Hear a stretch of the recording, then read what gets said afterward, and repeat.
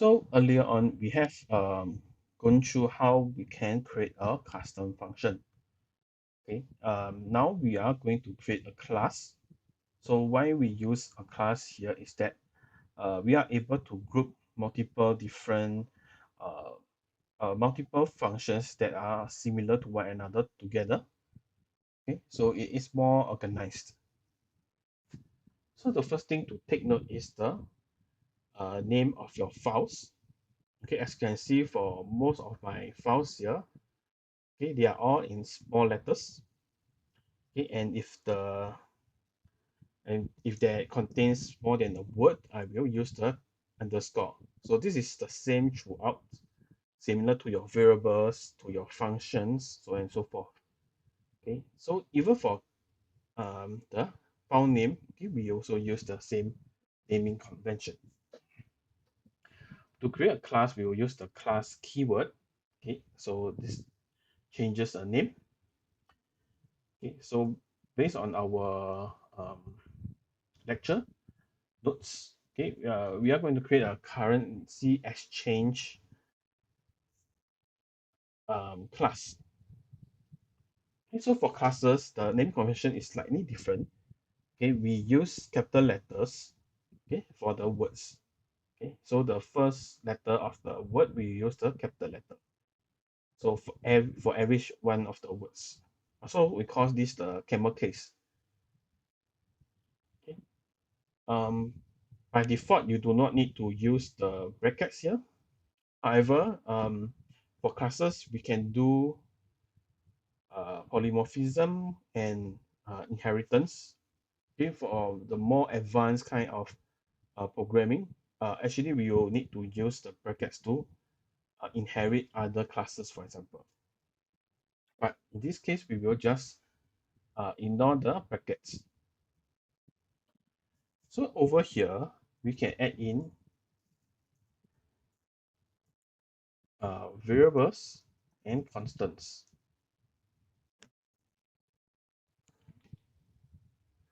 Okay, so for all this, okay, we can add in variables and constant.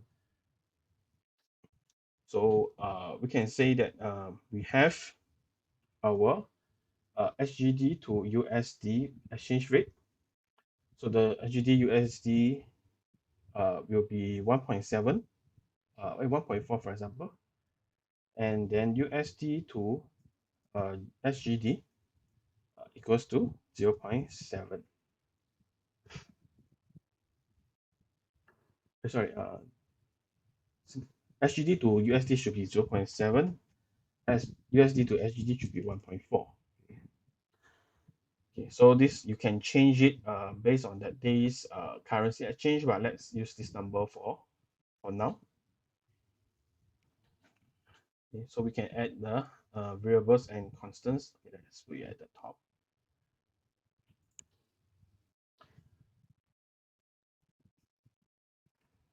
Okay, so what we can do is that we can um, create a class method. So a class method, like we mentioned in the lecture, it is a method that is within the class. So you do not have to create an object to use this method. Okay, so we do the same thing, define, okay, exchange uh, SGD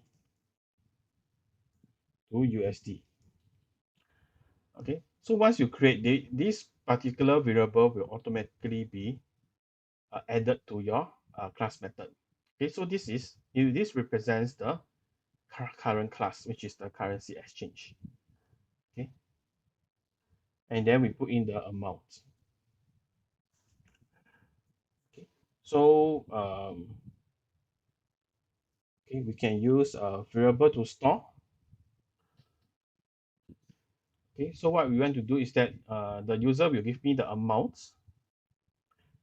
Okay, and I need to exchange it to USD. So this is supposedly to be the Singapore dollars. Okay, then I will need to multiply by the SGD to USD rate. Okay, so to get this particular constant or constant, okay, we need to use the CLS variable. Okay, this represents the class, so I can use this to get this. Okay, if you just pressing the dot, okay, I'm able to get the SGD USD value.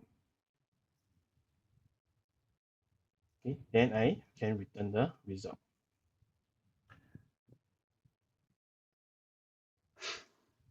So we also should do one for the USD to SGD portion. Okay, so instead of me writing a temporary variable then returning this, I can straight away return the amount multiply, okay, by the USD to SGD rate.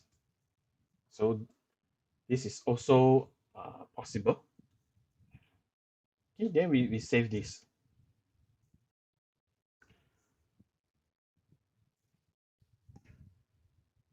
So now to make it work, let's create another file.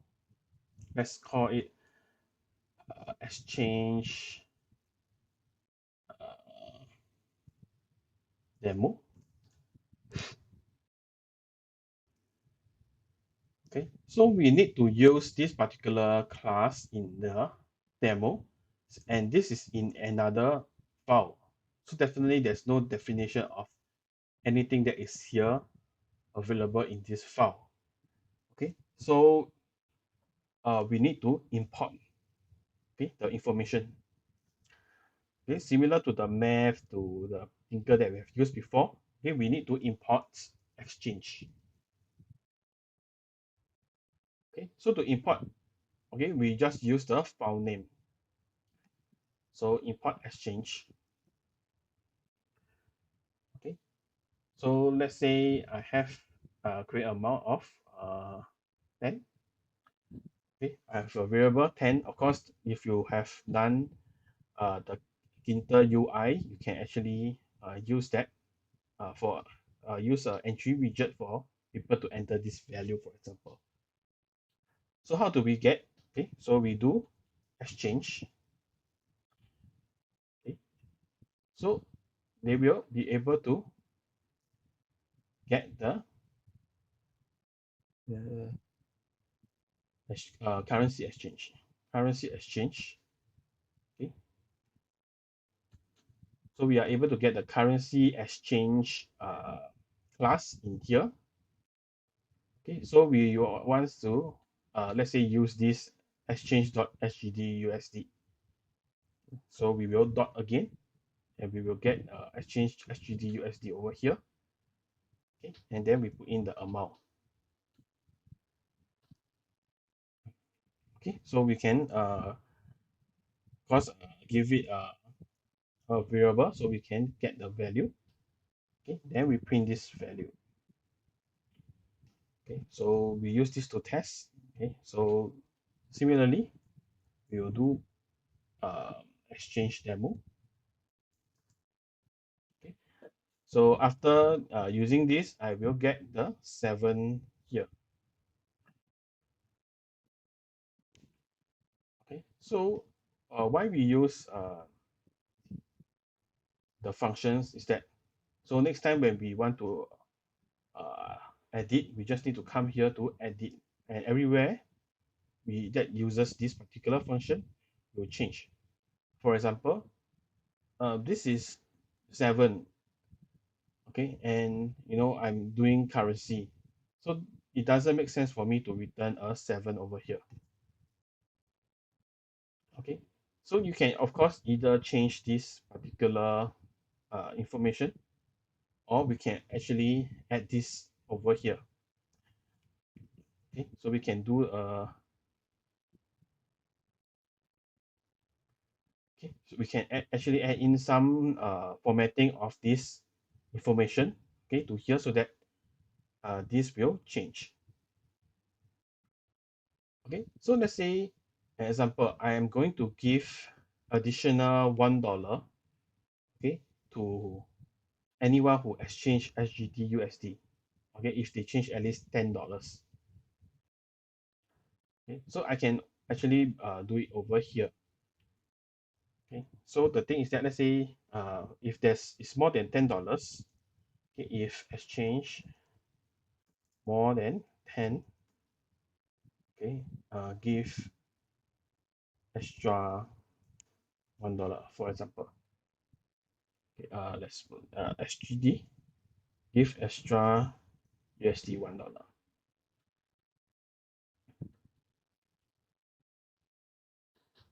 Okay, so what I can do is that now I'm going to do a if else statement.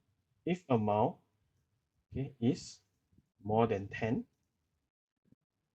okay, result equals to amount times the CLS dot SGD USD plus 1.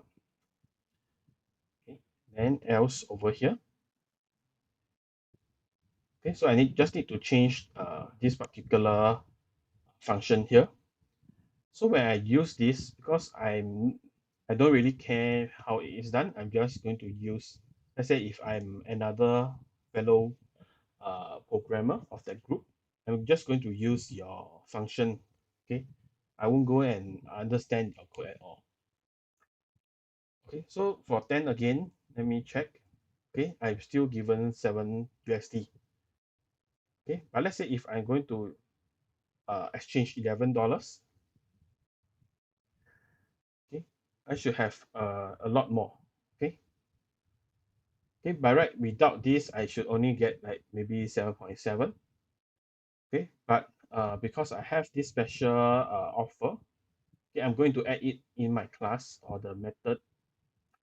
Okay, so without knowing, I will just print out this particular result.